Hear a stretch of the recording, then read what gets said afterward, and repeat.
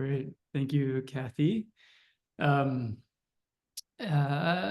Chris Brown, the founder and principal of Observation Studio. We're a relatively small studio of 6 people in Portland, Oregon, and excited to share more about the Sequitur Winery project with you guys today. So I will share the screen.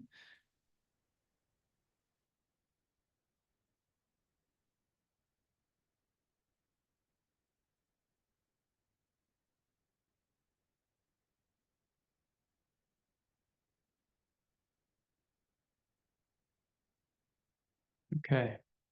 I'd like to start here. I want to talk about the project, but I feel like it's important to give a little background to our studio and our practice. A lot of what we really focus on is respect for the legacy and technique of construction, of building, of making.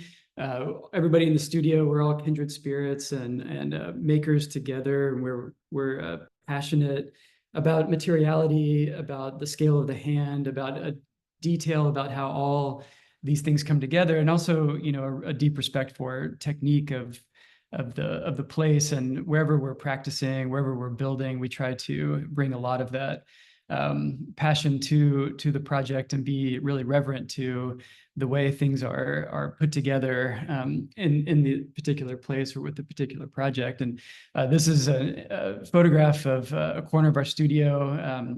All the corners of the studio look a lot like this. We're really obsessed with materials. We collect them. We keep them around. We sort of surround ourselves with them for constant inspiration. I think that kind of backflows into all of the work that we do and the way that we approach the projects and the way we work through them and develop them, so that we understand that we really design the architecture to be built, and we build the architecture to be experienced, and that's very true here with Sequitur. So similar to how we started with the process of the project, I wanted to start this talk with at the scale of the site, because it's really, really important. We gain a lot of inspiration from the site. The site is really the generator of so much of the way we position the architecture from project to project, and that is really kind of couldn't be more poignant with this project. So this is an overview of the site and the context. We are in the Willamette Valley here with Sequitur Farm. It's kind of situated in between Newberg and Dundee, and it's in the valley floor, which is really kind of interesting and was particular to this winery project. What we were kind of inherited here was an old dairy farm, rather than what a lot of times becomes sort of the picturesque environment where you're on a terrace, south facing, in the vineyard. That was not the case here, though. You can see the Sequitur and the kind of like sort of sister winery, Beaufrere. Their vineyards are located just up the hill from this location, but we're at the valley floor, and it offered a lot of really interesting ecological conditions here that I'll get into. But we inherited this dairy farm. It's a 7-acre farm that was, at the time that we started on the project, quite derelict. As we were moving through the project, we really sort of came to this conceptual phrase of what would a farmer do. It felt like, and at every turn of this project, the kind of imbued nature of farming was undeniable. And at the time, I was reading a lot of Wendell Berry and came across this passage, which, just to paraphrase it, he's positioning farming in sort of parallel with a high art, that to farm, to work with your hands is much to be like an artist, and with that is a lot of is making, and that, you know, some of the old farmers still talk about making the crops, that making is permeated through everything that is involved with farming. And was really inspirational to us and to the group that we were working with here. And so this became a real sort of North Star for us as we were moving through the design process. This gives you an overview of what the project looks like today, with a site section cut through that really starts to kind of articulate the legibility of the valley floor that we were working in. There's a lot of really interesting site features here, and we can get into, but this provides a really nice overview for the context that we were working. This is an image of an aerial of the site as we found it. As I mentioned before, it was a dairy farm that had been out of commission for quite a long time. It offered an incredible amount of interesting conditions, but the state of the buildings, of those original structures, was in a lot of disrepair, which I think for this project and for us, because we were sort of resurrecting a dairy farm to become a state-of-the-art winery, these found conditions became incredibly inspiring to us. And not only for them as objects, but for the spaces of the site, the experiences around these objects. So there's a really beautiful century-old fruit orchard that was associated with a Victorian era farmhouse, which you can see on the right. The farmhouse had kind of come into disrepair. It was not able to be saved, and so that was deconstructed. The orchard has been clarified and restored to some degree, but it's a really, really beautiful shaded part of the site.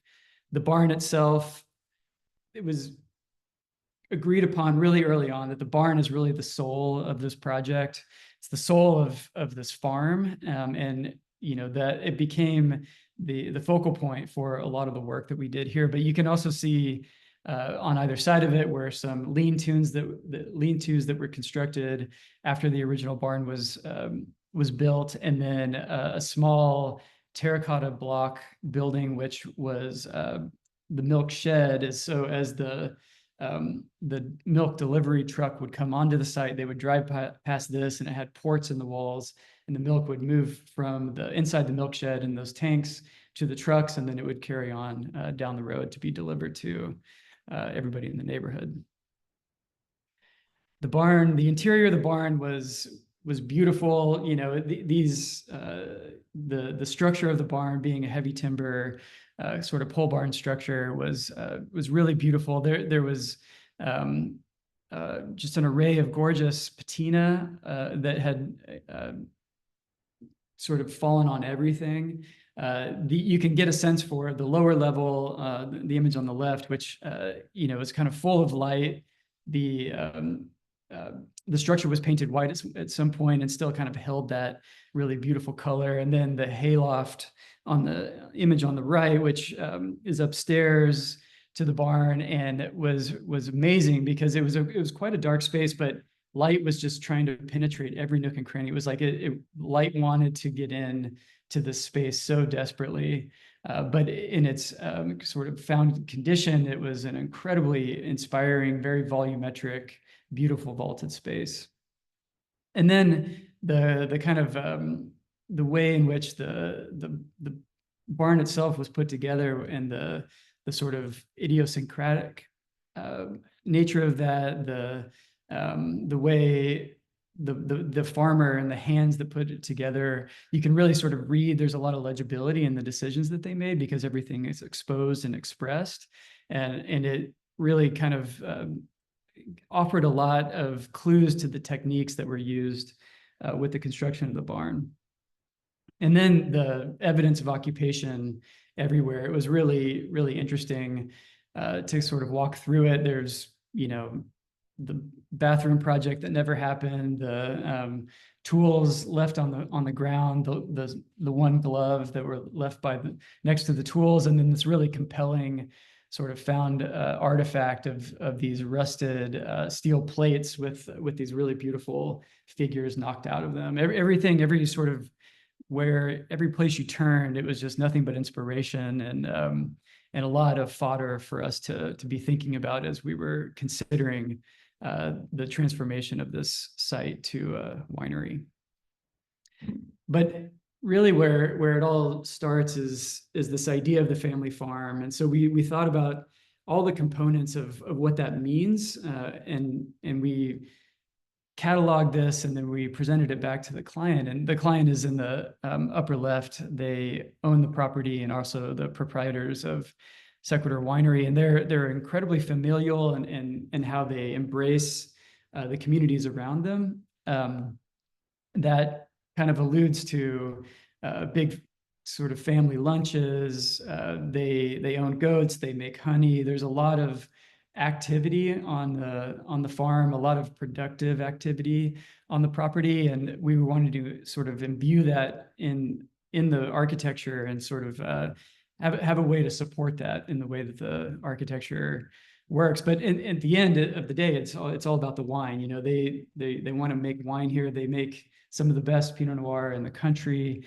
They want to continue doing that, and we needed to get ourselves sort of clicked in with the making of wine. It was really fascinating because as we learned more about it, it's a very much an agricultural project, winemaking, but it has so many parallel kind of inspirations to how we think about architecture. There's incredible legacy involved, the way in which generations pass down the knowledge of winemaking, you know, the way that the wine is stored and collected over time, the kind of craft involved with winemaking. It's all these parallels that we really enjoy about practicing architecture. They really enjoy about the art of winemaking. But we really needed to get involved and get to an understanding of how you make wine, and that will effectively help us understand how to configure the project. And so we took all of those pieces. Our client was incredibly patient with us and an incredible teacher, and so he really walked us through step by step each step of the winemaking process, and we illustrated that, and it really got us to confront this process in a very intimate way. And that was really important to understanding how to organize the project and what it is that the process of winemaking is here. So part of that is that, you know, there's a real distinct desire to have work courts and hospitality courts, and those should be separate. And so, you know, understanding the barn as sort of the central figure to this project, we started to organize the negative space, effectively, the court spaces, and then the buildings sort of fell into place around that. In the diagram, all the buildings that are drawn in black are existing, and the ones drawn in red are new buildings. And this was our way of sort of confronting and interrogating this idea of how to organize a collection of buildings around a central focal point to foster and support a new use on the farm. And of course, we looked at sort of historical examples of farm configurations throughout the centuries, and also across, you know, from Europe and also from America. And what we learned is that there is a sort of aggregated nature to the way that these buildings get created, because as the farms grow, as the families grow, they need more of these uses, but there's always an associated outdoor space to it, because a lot of the work happens outdoors, and the buildings are there to kind of support that work.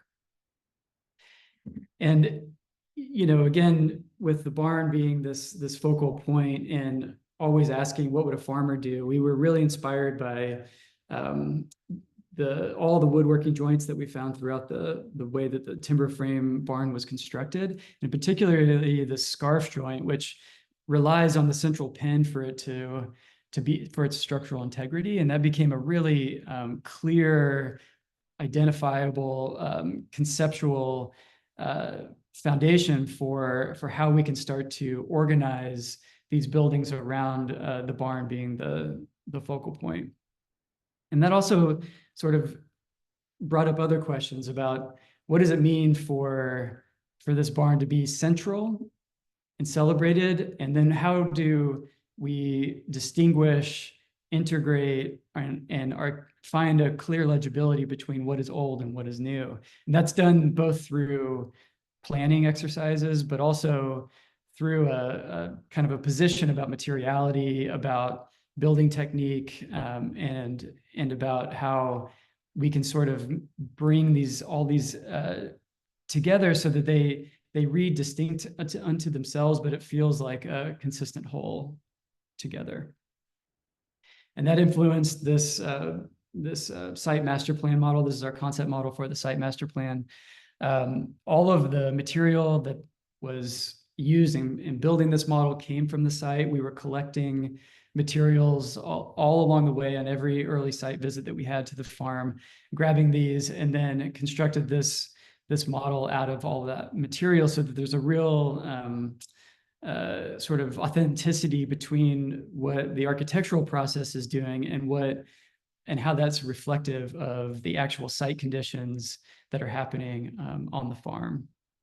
And then you get a sense here of the final site plan on the left there, and how these buildings start to pinwheel around the barn, and then the exploded axonometric gives a little bit of clarity to what buildings, what structures were existing, and then which were new. The toned ones are existing in orange, and then the white buildings are the new structures. And the new structures are performing all different types of uses for winery production. There's a barrel room, there's a production storage building, there's a cold storage building, there's a machine shop, the production canopy, which is where all the production line lives, and then the tasting room itself. So there's a lot of different uses here. We tried to find a consistent language for all of them and be able to sort of harmoniously weave themselves throughout the existing structures of the farm, because really at the end of the day, and asking ourselves, what would a farmer do? Not everything has value. And our job was really to be the steward of those materials, of this land, and to try to find value in all of the existing conditions. And in doing that, we could develop a really interesting sort of dialogue between old and new. And then an aerial image of the final project. And in addition to the pinwheeling new buildings that are wrapped in a Corten steel jacket, we also planned a greenhouse that you can see in the foreground of the image, which is a place where they can produce vine starts that then get propagated up the hill in the vineyard. And so it becomes a really productive landscape here. In addition to the greenhouse, there's the orchard, and now there's a cutting garden for flowers that help to foster the beekeeping that is needed for the honey production. An image of the arrival court as a visitor entering the property. And then an overview of the plan. You can see here the barn central to the plan, the tasting room, a kind of a kitchen for the staff. Here, the little milk shed is remade into the washrooms, production storage building, the barrel room, and then the cold storage machine shop that sort of bracket the part of the property that we're developing and help to create this work court here. You can see in the images a detail of the kind of nature and character of the hospitality court versus the nature and character of the work court, which really just needs to be large, flat, have great drainage, and be well lit. And so as we were moving through the design here, we had to really confront and interrogate this idea of old and new. And we found it as really, it's a generator of resources that, as I mentioned before, we needed to be stewards of these resources. And in our research, we found this example, which felt really on point for this project. This is an image from in Oregon. I think it was around the gorge, but you can see that there's sort of like a direct lineage between the forest, the trees, the kind of milling of those trees, and then the structure that was built as a result of that. And that in every way is what this barn, how this barn was made. It was made by the farmer's hands from the trees of the property. It's this really, really nice direct lineage of material resourcing and resourcing in general, both of labor and of objects. And as we were walking around the farm, getting to know it, getting to know all of what is there, all of these resources, we were finding these stacks of logs everywhere. You can see one in the image on the left. And what we come to understand is that the owner, since purchasing the property, which had been a couple of years, had been just pulling all of the naturally felled trees out of the woods that were sort of upslope from the farm here, and stockpiling them. By doing that, they were sort of drying naturally and finding a pretty good moisture content as part of that. And he also had a mobile mill, this 20-foot wood miser, and was doing little projects here and there, just sort of maintenance work around the farm. But it became a really distinct and clear idea for us as the architects coming to work here, is that we have a real opportunity here. We have materials that are from the land that are here ready to be used, and then we have the wherewithal and the ability and the machinery to use those materials in a really direct way. So in fact, we can think about our interventions on this property for this project, much like the farmer thought about the construction of the original barn. And again, that's the sort of ethic we took to the early models that we were making, both the master plan model, but also models and how we start to think about the relationship between the barn and the tasting room and the hospitality court. You can get a sense for the kind of detail and character that you get from working with the folks on site to get a mill chatter the way that you want it. We were really interested in learning as much as we possibly could about how to manipulate the material through the use of this mill. The barn, as was necessitated to keep it, we needed to raise the whole structure up and put it on crib stacks, and then remove the old foundations, which had fallen into different levels of disrepair. And in doing so, now we have the barn up in the air. We can really start to see how it once met the ground. And there was all manner of different conditions and how the structure sort of met its foundation. And there was tons of rot conditions and different sort of degradation within that. But we had to find a way to sort of marry it back to itself once we placed the new foundations for the use of the fermentation hall, and we could leverage the mill and the material that we had on site in which to do that. And by doing that, we could find and create really, really distinct and bespoke conditions to bridge the new and the old in a way that feels very appropriate and very quiet to the nature of the project. And as you all probably know, you really can't just have a bunch of logs in a mill and start milling up your own material and start putting it on a building in a contemporary setting.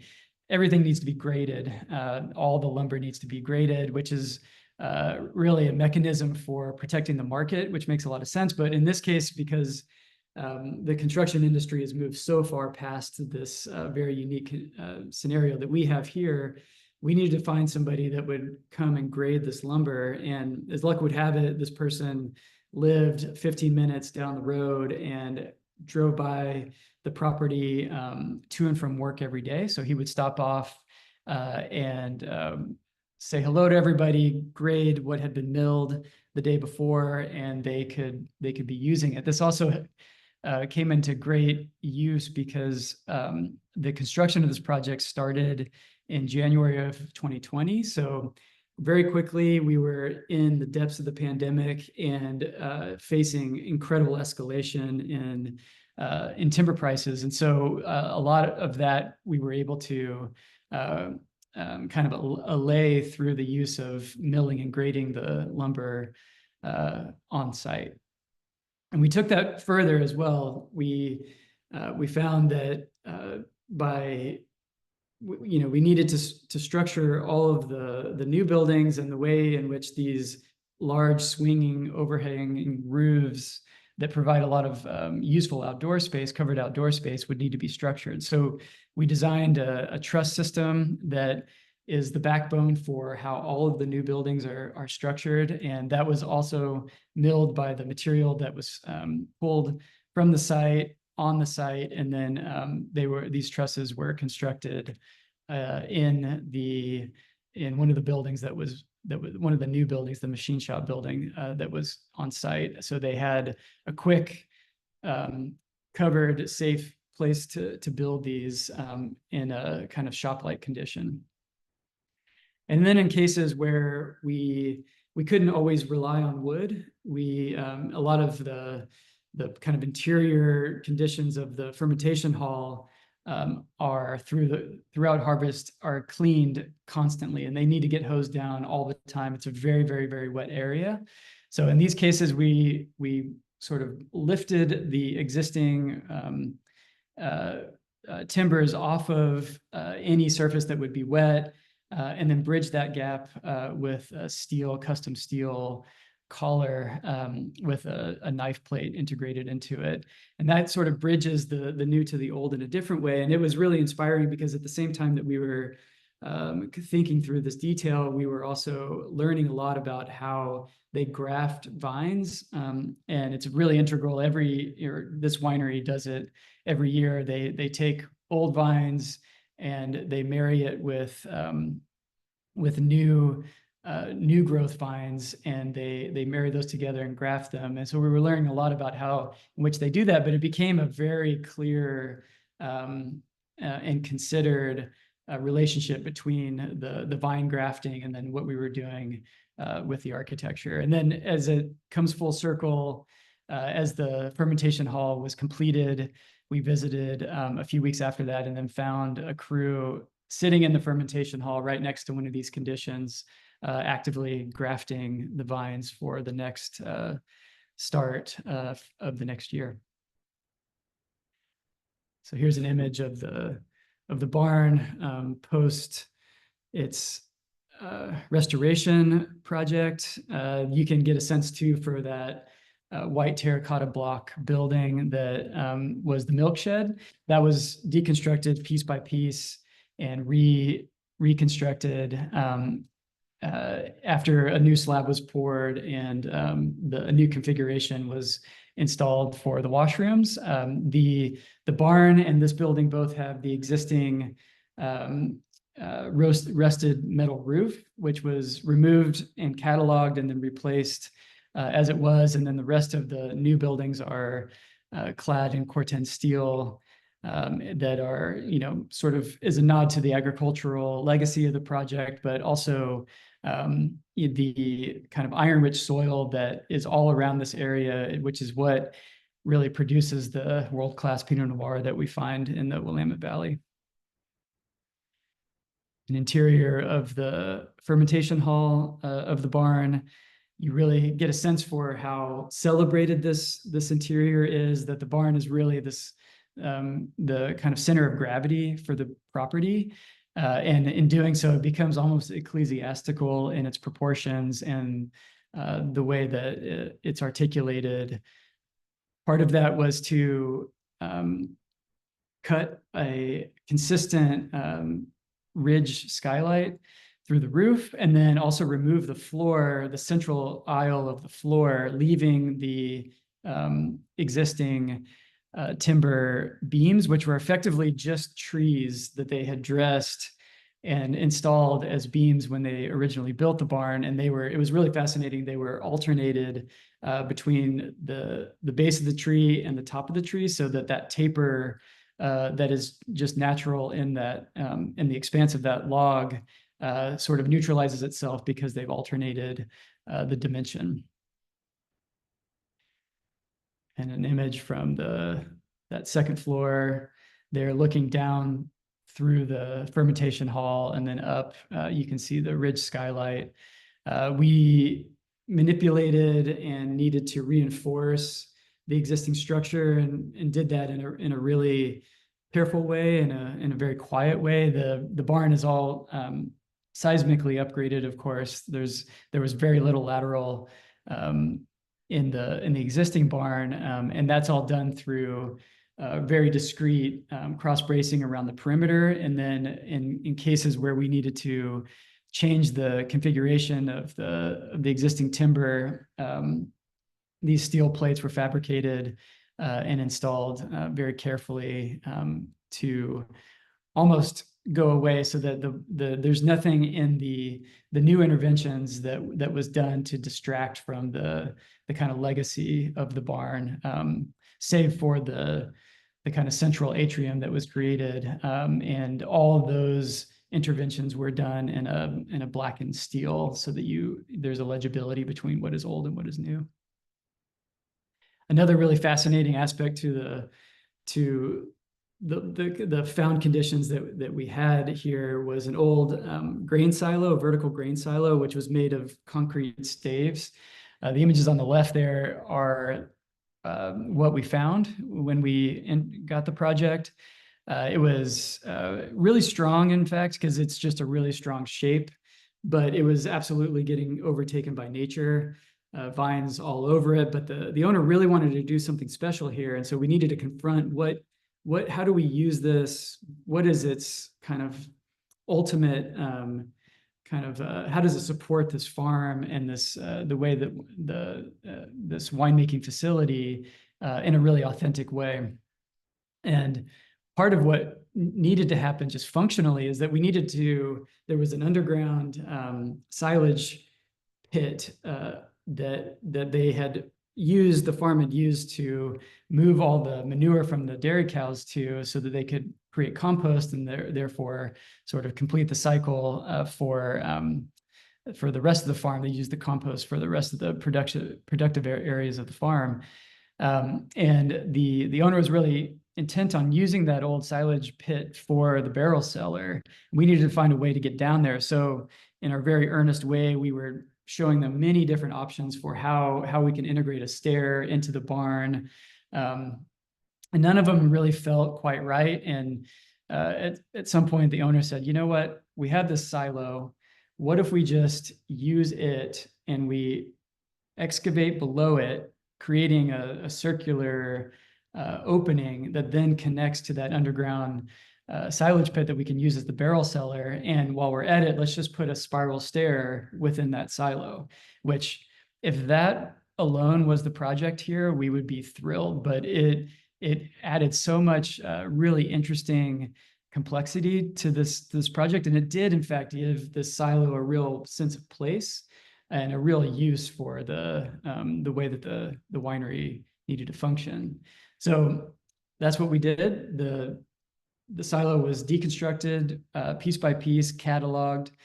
The space of it was excavated down to connect to the underground silage pit. The silo was rebuilt, and in doing so, all the staves were cleaned up, restacked.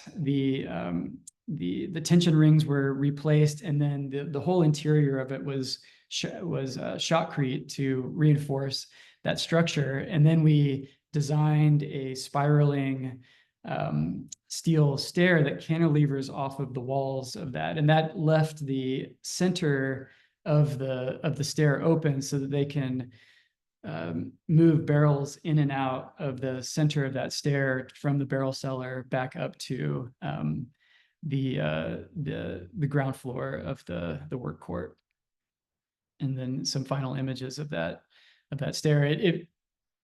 as you can imagine, produces an incredible spatial condition.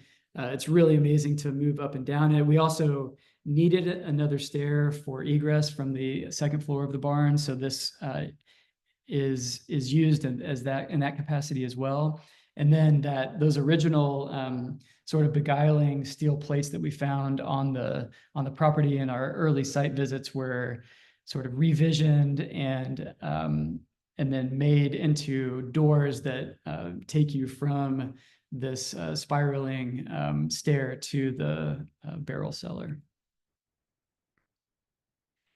So, that was a lot of interrogation of the existing condition and how we can use that existing condition to everybody's benefit.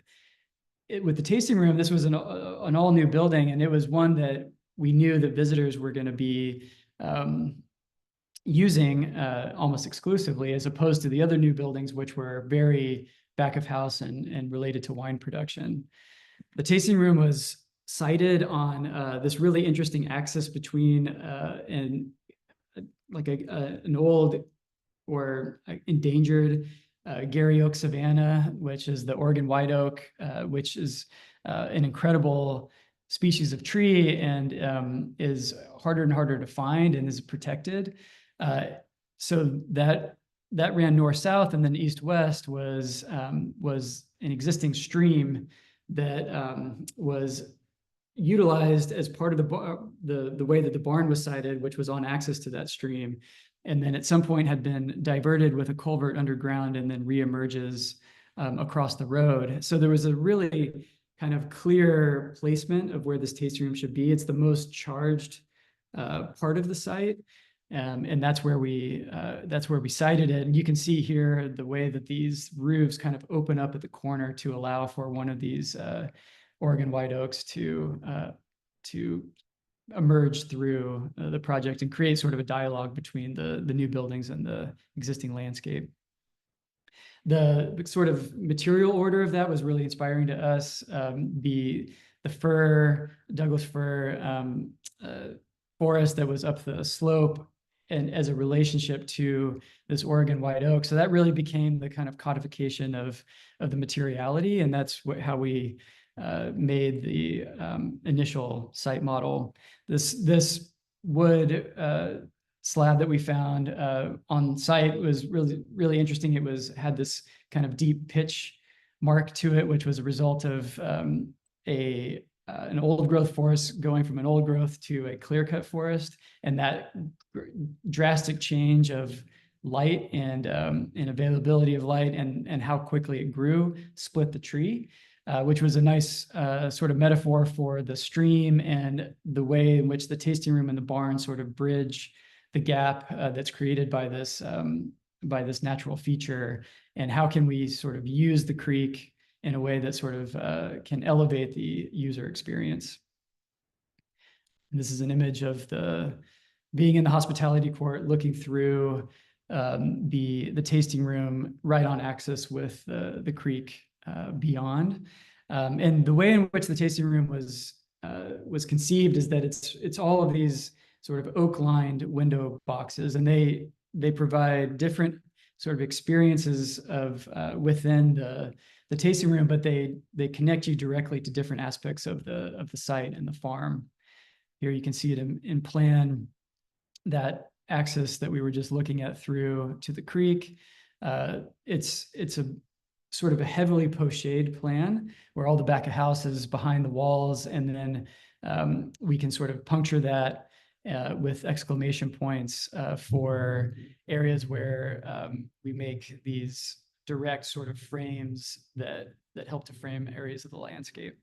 And in order to do that, the enclosure needed to go away. And so we developed a system with a local steel fabricator of our own, pocketing lift and slide steel doors and windows. And so when the whole thing is opened up, all of the vestiges of the envelope disappear within the walls, and the experience of the building is much like a pavilion or a porch to the property. And so you can get a sense for the tasting bar and it's the windows to the creek the banquette and its kind of window to the barn and all of the sort of like chaotic production of the winery. And then there's a little elevated seating area that is focused on that orchard that we found in our early walks of the site. And then you can see a detail of the steel system that we developed for the lift and slide. And what's really nice is that when it's tucked away in the walls, it really goes away. But there's not, you can't do that in all seasons. And so when it is closed, when it's present, it still is an incredibly minimal frame. And then the image of the interior of the tasting room, where you can really get a sense for the material palette. All of the dark paneling is Douglas fir framing from those old side aisles, lean-tos that were constructed to the edge of the barn that we removed. Those were all carefully deconstructed, remilled, and then became the paneling for the tasting room. The old Victorian farmhouse, the existing floor, the old Doug floor was reused for the tasting room floor, and then the sort of punctuation of the Oregon white oak to line the window seats. Everything sort of harmonizes together, and becomes a really authentic reflection of the kind of resources that were there and evident when we started working on the farm. Another view where you can get a sense for the tasting bar as well as the barn beyond. And then as you sort of move through the tasting room, there's a deck that is sort of situated right adjacent to the creek.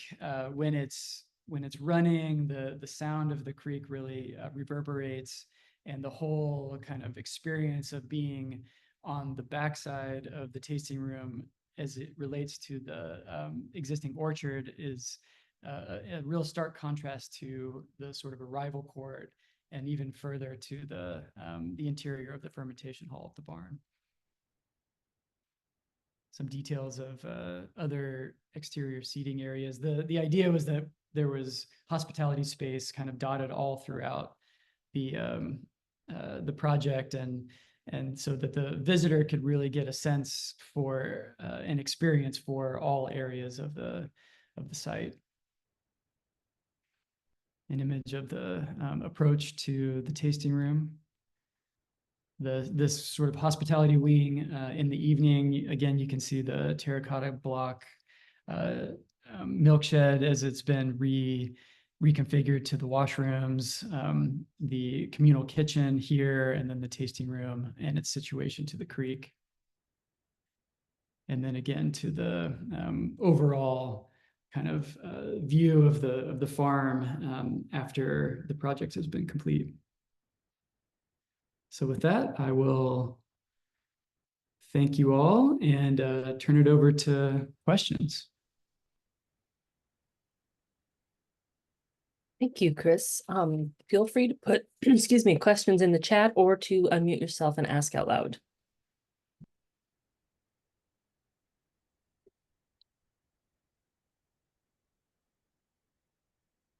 Oh no, looks like you covered everything so perfectly that no one has any questions. That can't be true.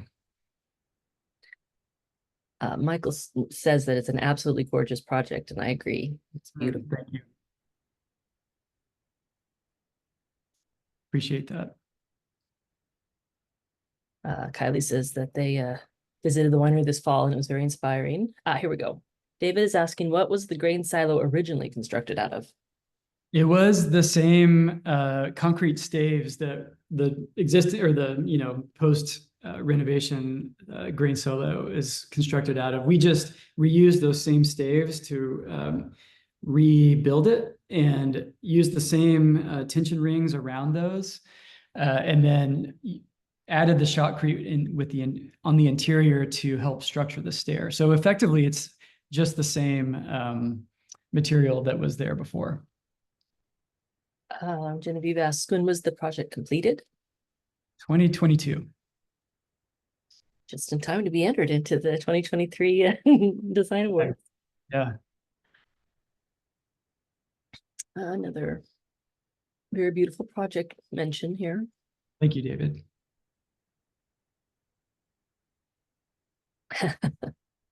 Are you reading the chat too? Yeah. Thank you. Hello. Nice to see you.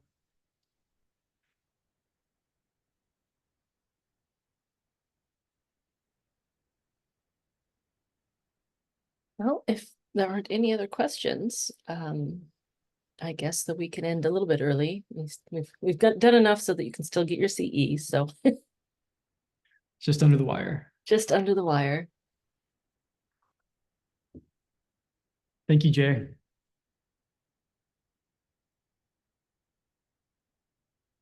And give them a chance to all say how wonderful it is. Oh, thank you. That's very kind. Yeah, I think, I would just also add that the client here was an incredible supporter of this process and everything that we were doing. We can't take full credit for it. All of these things, no great projects are done without great clients, and they were really incredible supporters of the architectural process. And I think that speaks a lot to the trust that they had in us, and we really met that with an incredible amount of attention to the project, and we had the ability to do that in this case, which I think was a real privilege. All right. Well, thank you again for presenting and for entering last year. I'm going to remind everyone that the Oregon Architecture Awards are, in fact, next week. And if you want to see what this year's crop of winners looks like, feel free to join us. And thank you again, Chris, for your presentation. It was great. Yeah, thank you all. Thanks for coming. I appreciate it. Good night, everyone.